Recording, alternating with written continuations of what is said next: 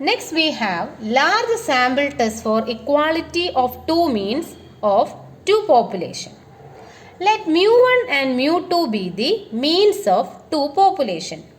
We have to test H0 mu1 is equal to mu2 against H1 mu1 not equal to mu2 or H1 mu1 greater than mu2 or H1 mu1 lesser than mu2. We know that for single mean Z is equal to x bar minus mu by sigma by root n, or we can write sigma square by n. Follows standard normal distribution. For single mean x bar minus mu by sigma by root n or root of sigma square by n follows standard normal distribution. So here the test statistic used is Z is equal to x1 bar minus x2 bar divided by root of sigma 1 square by n1 plus sigma 2 square by n2. The test statistic for this testing hypothesis is Z is equal to x1 bar minus x2 bar divided by sigma 1 square by n1 plus sigma 2 square by n2, where x1 bar, sigma 1, n1 are the sample mean, population standard deviation and sample size of the first sample, and x2 bar, sigma 2, n2 are the sample mean, population standard deviation and sample size of the second sample respectively. If n1 and n2 are large, we are here considering only large sample. So n1 and n2 will be definitely large, that means more than 30. And if sigma 1 and sigma 2, the population standard deviations are unknown, we can replace this sigma 1 by S1 and sigma 2 by S2, where S1 and S2 are the sample standard deviations. That is, if for large samples, if sigma is unknown, we can replace sigma by the corresponding sample standard deviations. Now we have problems based on large sample test for equality of two means. The mean production of wheat of a sample of 100 fields is 200 quintal with standard deviation 10. Another sample of 150 fields give the mean of 220 quintal with standard deviation 12. Can the two samples be taken from the same population with standard deviation 11 quintal? You have to use 5% level of significance. So we are given two samples and the first sample has sample size 100. So n1 is 100 and its mean x1 bar is 200 and its standard deviation S1 is 10. For the second sample, n2 is 150, x2 bar is 220 and S2 is 12. We have to test H0 mu1 is equal to mu2 against H1 mu1 not equal to mu2, as we are asked to check whether the two samples can be regarded from the same population. So H1 mu1 not equal to mu2, that is we have a two-tailed test. Therefore we have to find Z alpha by 2 at 5% level of significance. It is 1.96 from the standard normal tables. Now we have to find the test statistic Z. Z is equal to x1 bar minus x2 bar divided by a root of sigma 1 square by n1 plus sigma 2 square by n2. Now we are given sigma is equal to 11. For both the sample, sigma is 11. So sigma 1 equal to sigma 2 is equal to 11. Therefore we have Z is equal to 200 minus 220 divided by root of sigma 1 square by n1 and root of plus sigma 2 square by n2. Sigma is 11. So we can take outside 11 into root of 1 by 100 plus 1 by 200. And we get this as minus 14.08. The test statistic Z is minus 14.08. Now to reject H0 or accept H0, we have to compare Z with Z alpha. For two-tailed test, if mod z is greater than z alpha by 2, we reject H0, and here this is true.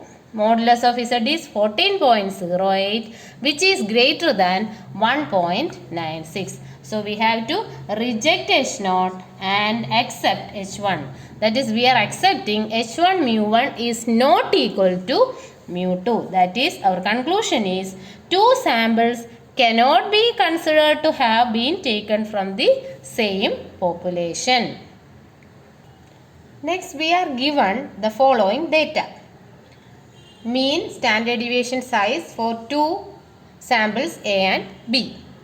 So we have mean of the first sample, that is x1 bar, this is x2 bar, this is S1 and this is S2, it is N1 and N2. We have to test whether the difference between the means significant or not.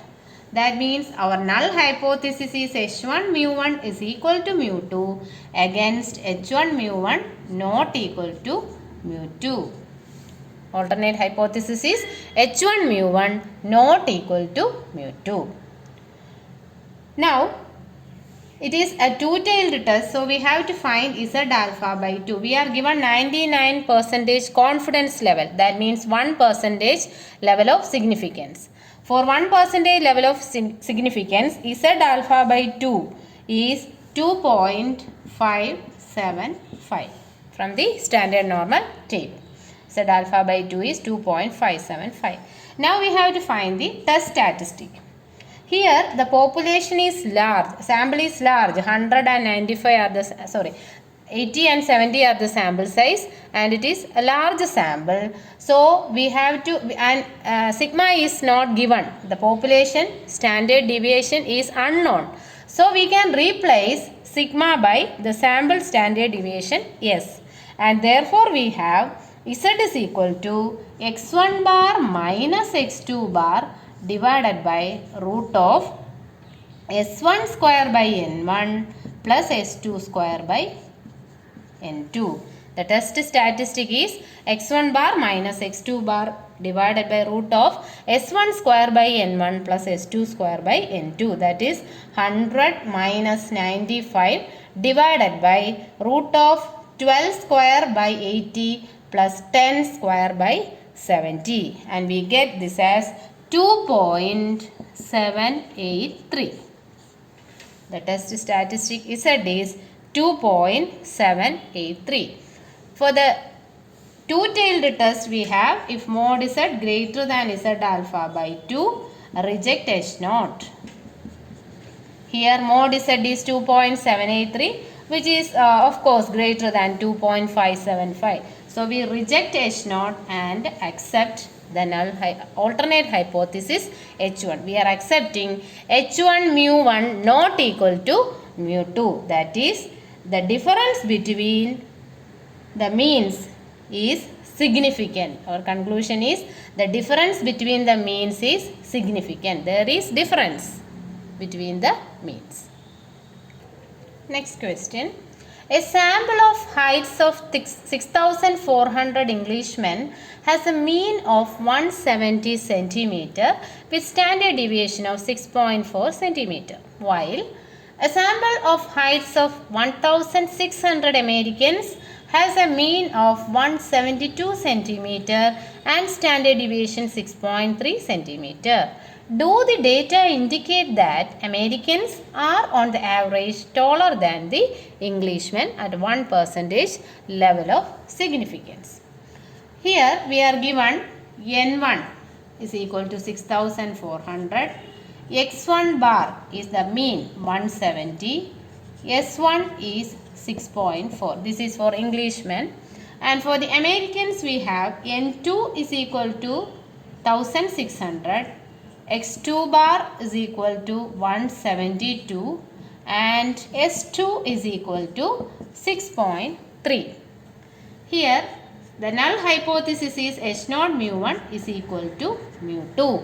Now we are asked, do the data indicate that Americans are taller than the Englishmen? So we have to test H1 mu1 is lesser than mu2, because mu1 is for the Englishmen and mu2 is for the Americans, and we are asked that whether this data indicates Americans are on the average taller than the Englishmen. So the alternate hypothesis is H1 mu1 less than mu2, which is a left-tailed case.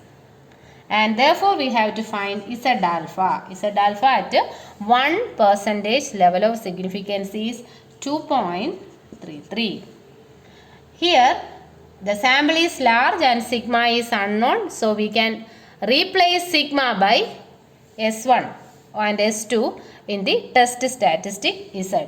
So our formula is Z is equal to x1 bar minus x2 bar divided by root of S1 square by N1 plus S2 square by N2. That is 170 minus 172 divided by root of 6.4 the whole square divided by 6400 plus 6.3 the whole square divided by 1600, which is equal to minus 11.32. We get the test statistic Z as minus 11.32 and Z alpha is 2.33. For the left-tailed test, if Z less than minus Z alpha, we reject the null hypothesis. We have to check whether Z is less than minus Z alpha. Here minus 11.32 is lesser than minus 2.33, and therefore we have to reject the null hypothesis and accept the alternate hypothesis. We reject H0. That means the data indicates that Americans are on the average taller than the Englishmen. We are accepting H1 mu1 less than mu2. That means the Americans are on the average taller than the Englishmen according to this sample. Next question. The average marks scored by 32 boys in a class is 72 with standard deviation 8, while that of 36 girls in the class is 70 with standard deviation 6. Test at 5% level of significance whether the boys perform better than girls in the class. We are given N1 is equal to 32, x1 bar equal to 72 and S1 is equal to 8. This is for boys.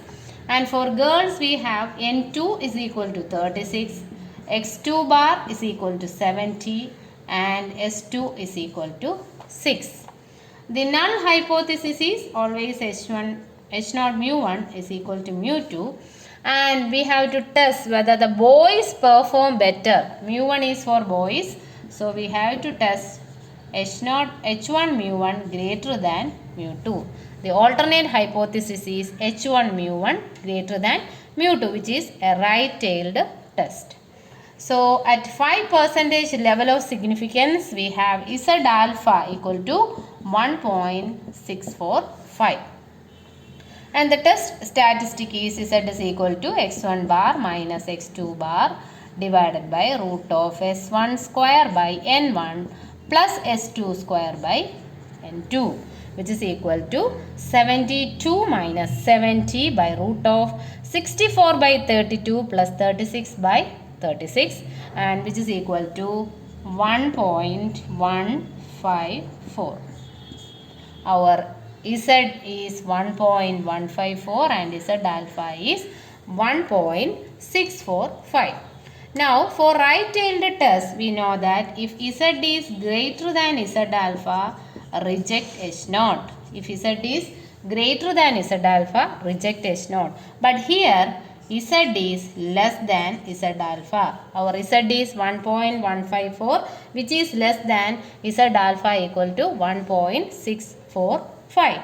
That means we have to accept H0. We have to accept the null hypothesis H0. That means we have to reject H1 mu greater than mu2.